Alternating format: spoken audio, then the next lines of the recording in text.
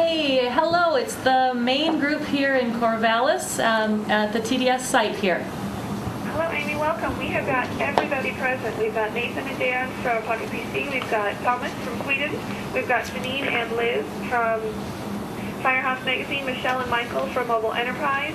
Ron Sweeney from T&D, and then our dealers, Kevin, Todd, and Steve. I know that we have a few representatives from Mobile Enterprise Magazine. Do you have any questions? Actually, I have a question. Okay.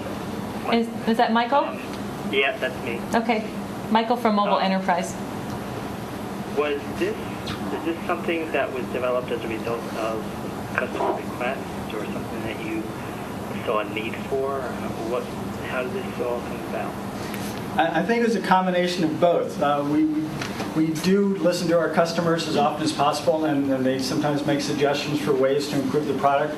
But we also take a look out and see what we think the market needs, and we try to develop to that need. So it's pretty much a happy combination of some innovative thinking along with listening to customers. Okay. We also have Ron with T&D World. Are you here? I am. Can you hear me? Yeah, we can. Do you have any questions or comments, Ron? If you had to convey the major feature of what this does that the previous unit did not do, or the greatest improvement, what would that be? What does this new Nomad do that you couldn't do with the previous equipment?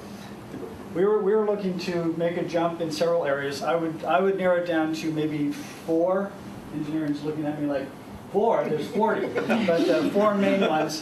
One of them, the first one, may be the processor. It's the fastest processor available today that we know of, so it makes it twice as fast as the Recon.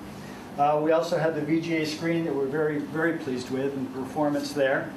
The lithium, the 5200 milliamp hour lithium-ion rechargeable battery is also something. The high capacity we think is pretty special and is a big leap. And plus all the embedded radios, which include the 802, the Bluetooth, and the GPS. And don't forget Windows Mobile 6. And of course, Windows Mobile 6. I think we also have a couple of representatives from Firehouse Magazine, Janine Chandler and Liz Naroulis. Are you guys there? Yes. And do either of you have any questions, or both of you have questions? I do. I actually have the opposite question from the gentleman from Sweden. And is this Janine? This is Liz. Oh, Liz. Hi, Liz. Hi. I was just wondering if it's been tested under high heat conditions. The question is, has the Nomad been tested under high heat conditions? Rob, would you like to take that? Yeah, it's rated to positive 60 degrees C operating, and we've taken it beyond that, and much beyond that. It's too hot to touch. So, we have not seen. And what actually happens is that the performance, things like the battery actually improves performance with heat, and so it should be good to operate at any reasonable hot condition. Eventually the plastic will melt, but that's well above boiling. Plus 100 and something? 200 degrees C or something, yeah. We spec it to minus 30 to plus 60 degrees centigrade, and Okay. it works very well within that full range. Okay, great. Thank you. Thanks for the question. I think we also have Dan Huntula with Pocket PC Magazine, and also Nathan Clevenger, also with Pocket PC. Are you guys there? Yeah, sure. And do either of you have any questions or comments? Nick, you want to go first, or? Sure. My question would be around specific vertical or line of business applications.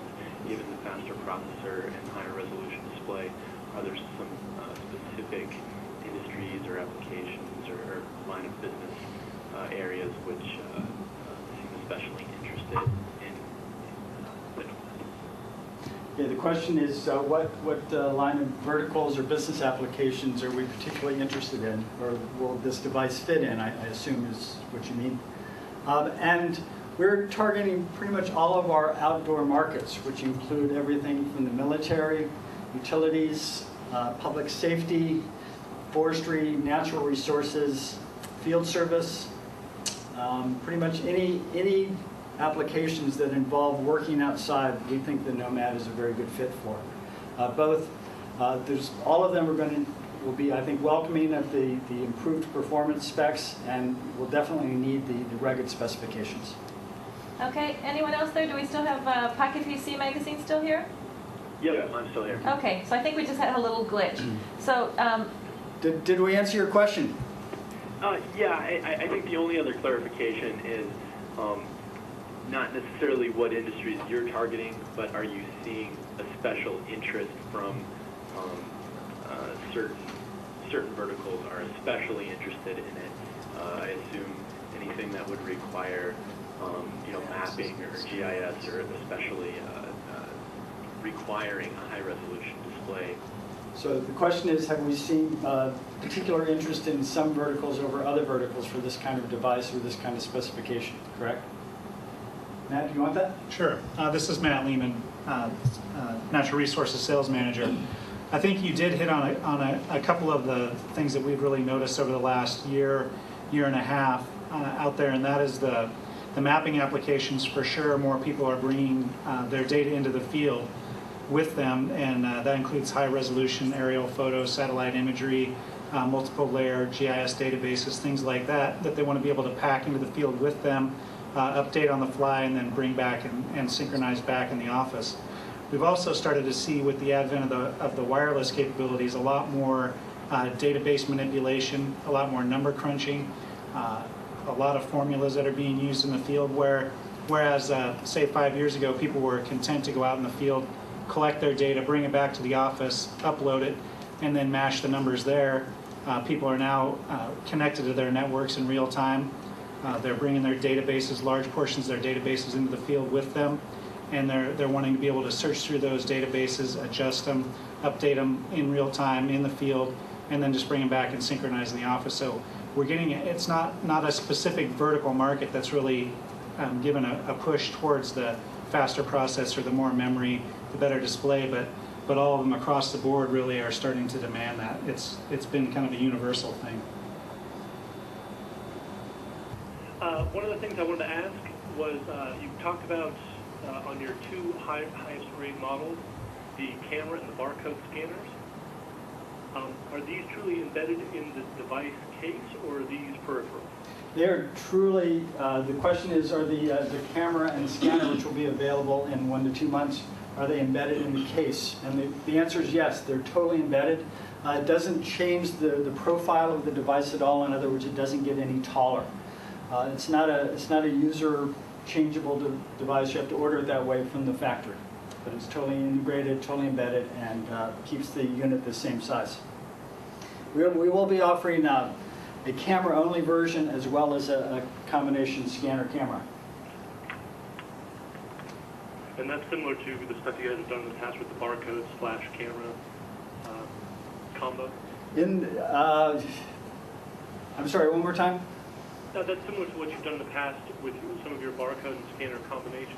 In the past, we've had to rely on the compact flash ports for our camera and scanner add-ons. So the big leap for us now is to integrate them and try to integrate them in a very graceful and technologically sound way.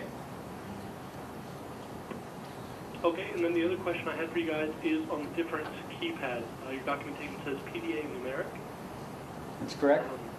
Now, I obviously haven't been able to find any screenshots or images of the PDA version of the keypad.